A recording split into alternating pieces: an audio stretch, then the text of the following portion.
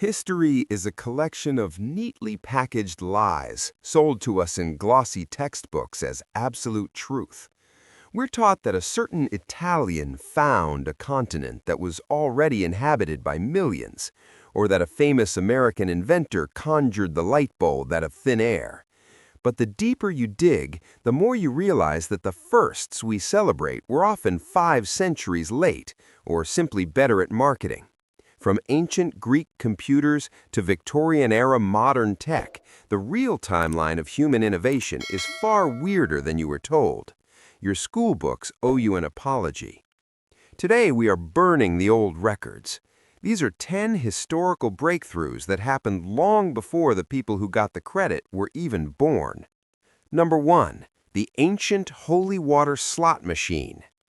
When you think of a vending machine, you probably picture a flickering, glass-fronted box in a fluorescent-lit hallway that steals your coins and holds your snacks hostage.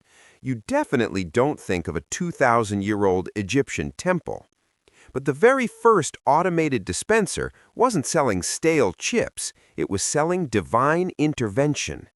Around 2,000 years ago, in the bustling intellectual hub of Alexandria, a Greek engineer named Hero was effectively living in the future. He looked at the chaos of temple worship and saw an efficiency problem. The problem was surprisingly modern: greed. Worshippers were helping themselves to way too much free holy water, draining the temple's resources, and the priests were losing money.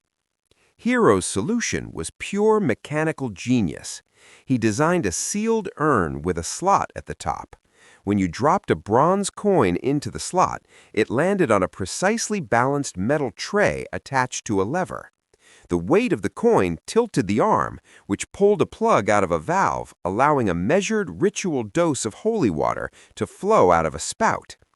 As the tray tilted, the coin eventually slid off and fell into a collection box, allowing the lever to snap back into place and shut the valve instantly. This wasn't just a clever trick, it was the birth of automation. The first vending machine in human history was actually an anti-theft device for sacred liquids. It used the exact same principles of gravity, levers, and weight-triggered valves that modern machines use today to buy a bag of pretzels. We like to think we are a high-tech society, but we are essentially just using Hero's 2,000-year-old plumbing to buy overpriced soda. Number 2. The Viking footprint in Canada. The story of Christopher Columbus discovering America in 1492 is perhaps history's most stubborn and successful delusion. We're taught that 3 small ships sailed into the unknown and found a new world. In reality, Columbus crashed into the Caribbean, thought he was in Asia, called the locals Indians out of sheer geographical confusion, and went to his grave refusing to admit he was on a new continent. He didn't discover a new world, he just opened a trade route for the old one. Meanwhile, roughly half a millennium earlier, a Norse explorer named Leif Erikson was actually walking on North American soil. For centuries, the stories of Vinland were dismissed as Viking myths, tall tales told in smoky longhouses. But in the 1960s, the myth became a map. At a site called Lanso Meadows in Newfoundland, Canada, archaeologists uncovered a full Viking settlement. They found foundations for sod houses, a blacksmith's forge, and iron rivets that matched the ships used by the Norse. This was a permanent outpost where Vikings were repairing their boats and exploring the coast of North America 500 years before Columbus was even born. Columbus didn't discover America. He didn't even discover that he hadn't discovered it. And even the Vikings were late to the party. The real discoverers were the indigenous peoples who had crossed the Bering Land Bridge and built thriving, complex civilizations across the continent for over 15,000 years. If history were a race, the Europeans didn't just come in second, they barely made it to the stadium before the gates closed. Number 3. The Queen's Royal Flush. If you've ever laughed at the idea that a man named Thomas Crapper invented the flush toilet, you've fallen for one of history's greatest name-based coincidences. Thomas Crapper was a real person, a very successful London plumber in the late 19th century, but he didn't invent the throne. He was just a marketing genius who put his name on the manhole covers and high-end bathroom fixtures during the Victorian plumbing boom. The actual mechanical flush toilet was invented nearly 3 centuries earlier, in 1592, by Sir John Harrington. Harrington wasn't a plumber, he was a courtier and the godson of Queen Elizabeth I. He was a man of letters and wit who decided to solve the Queen's most pressing problem. He built a working prototype of a water closet for Her Majesty and even wrote a cheeky book about it called The Metamorphosis of Ajax, a pun on the word for Jakes, which was Elizabethan slang for a toilet. The Queen supposedly had the device installed and used it, but the rest of her court was horrified. They thought the idea of piping water through the house to wash away waste was a ridiculous, over-engineered novelty. They preferred the traditional chamber pot and window method. Because the infrastructure didn't exist to support it, Harrington's invention became a historical footnote for 300 years. It took the Industrial Revolution and a massive cholera outbreak for London to realize Harrington was a genius. One man got a slang word named after him, while the actual inventor became a trivia question. Number 4. The ancient roots of the needle. Edward Jenner is hailed as the father of immunology for inventing the smallpox vaccine in 1796. We see the painting of him scratching a young boy's arm with cowpox and assume he saved the world with a single stroke of brilliance. While Jenner deserves credit for formalizing the science, the core concept of training the immune system was an ancient Eastern practice that had been saving lives for a millennium. As far back as the 10th century, Chinese physicians were practicing variolation. They realized that if someone survived smallpox, they never got it again. Their method was far more intense than a modern needle. They would take dried smallpox scabs from a person who had a mild case, grind them into a fine powder, and use a silver pipe to literally blow the mixture up the nose of a healthy person. This practice traveled along the Silk Road, through India, and into the Ottoman Empire. In the early 1700s, Lady Mary Wortley Montagu, the wife of the British ambassador to Istanbul, witnessed the practice and was so impressed she had her own children variolated. She fought a bitter battle against the British medical establishment to get them to listen. Jenner's breakthrough was simply realizing that cowpox was a safer version of the same trick. He refined the process, but he didn't dream up the idea of immunization from scratch.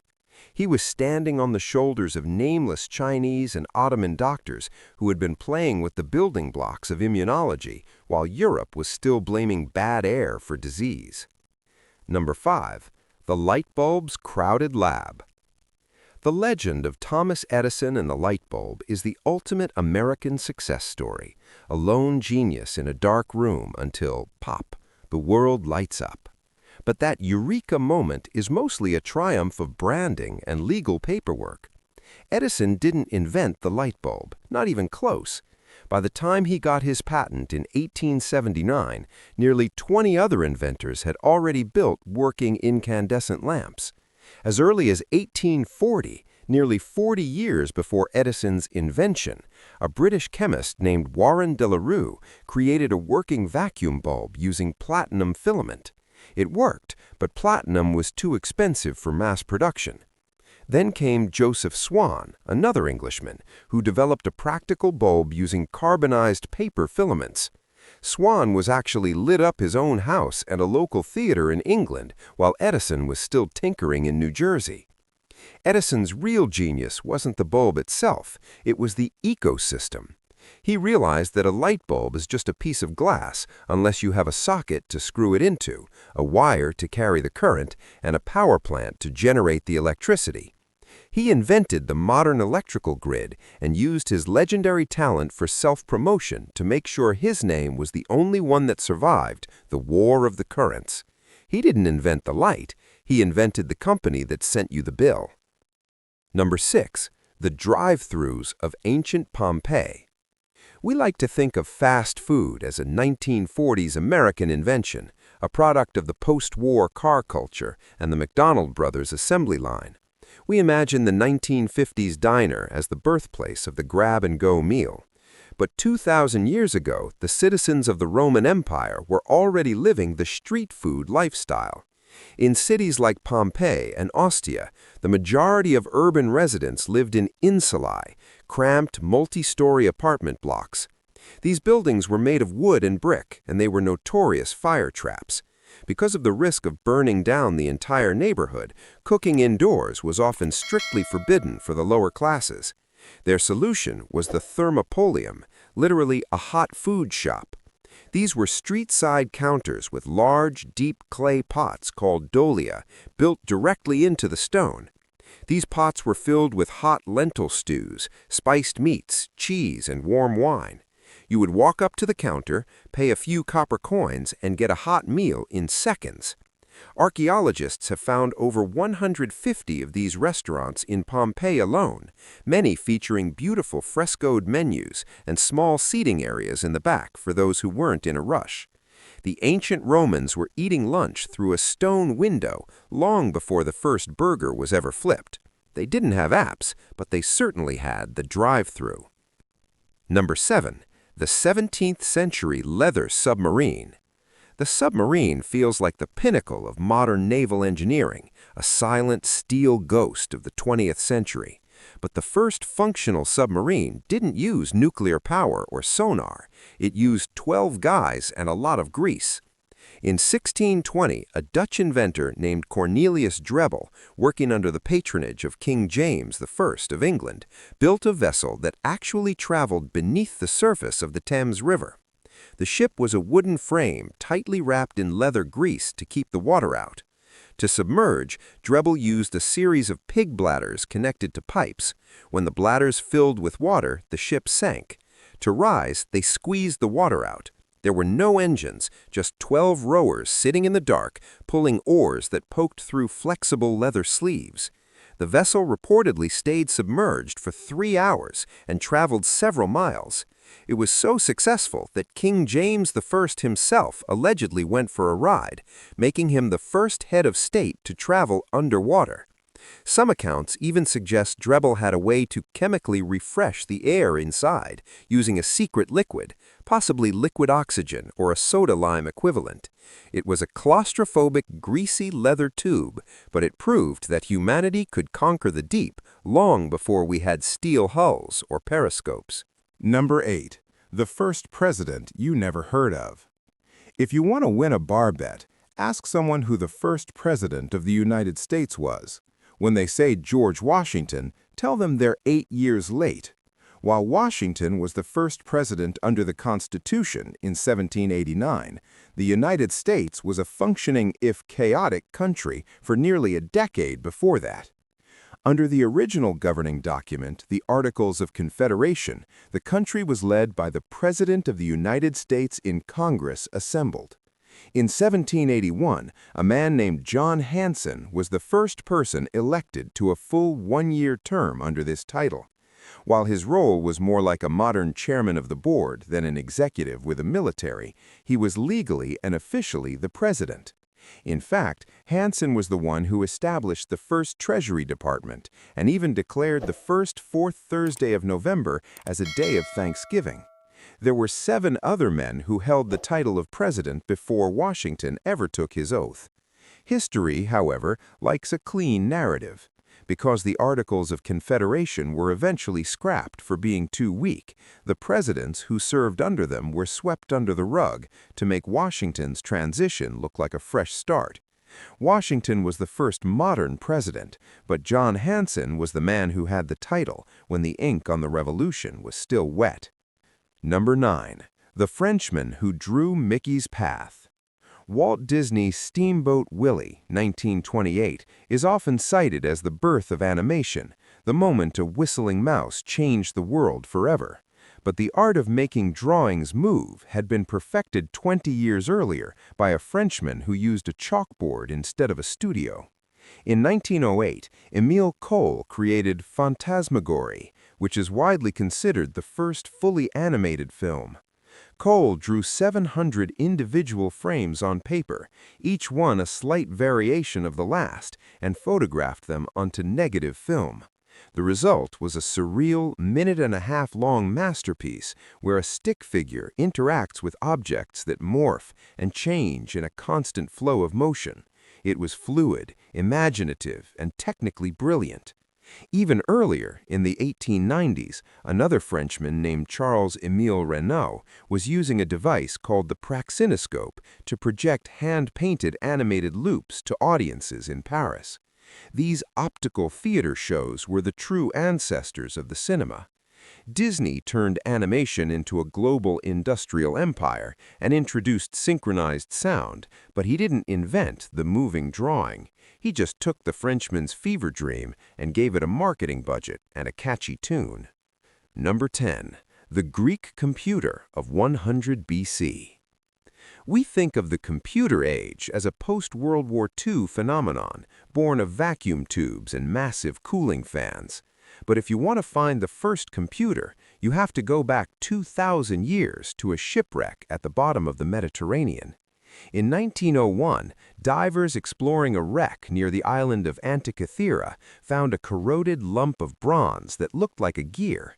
For decades, historians dismissed it as a clock or an astrolabe, but in the 1970s and 2000s, X-ray imaging revealed the truth. It was the Antikythera mechanism, a sophisticated analog computer with over 30 interlocking bronze gears. Built around 100 BC, it was used to track the complex movements of the Sun, Moon, and 5 known planets. It could predict solar and lunar eclipses with terrifying accuracy, and even accounted for the leap year and the 4-year cycle of the ancient Olympic Games. The engineering was so advanced that nothing of its complexity appeared in the historical record for another 1,500 years. It was a hand-cranked PC built 2 millennia before the transistor. If the knowledge used to build the Antikythera mechanism hadn't been lost during the fall of the Roman Empire, we might have had an industrial revolution in the Middle Ages. The future arrived early. We just lost the manual for a few thousand years. History is less like a straight line of progress and more like a series of lost and found items. We celebrate the people who had the best lawyers, the biggest budgets, or the loudest voices, but the actual firsts are often buried under layers of myth and marketing. The light bulb was a group project, the computer is an ancient Greek relic, and the New World was old news long before 1992. The next time you see a fact in a textbook, remember, the person who wrote it might just be 5 centuries late to the truth.